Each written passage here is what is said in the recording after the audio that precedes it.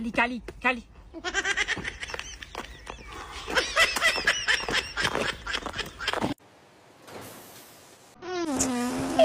এই গরমের দিনে মশার যন্ত্রণা আর ভাল লাগে না, খালি গুনগুন করে।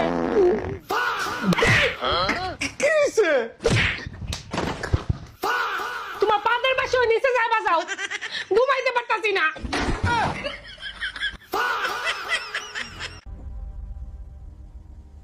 একদিন হঠাৎ করেই আমি তোমার জীবন থেকে পুরোপুরি মুছে যাব।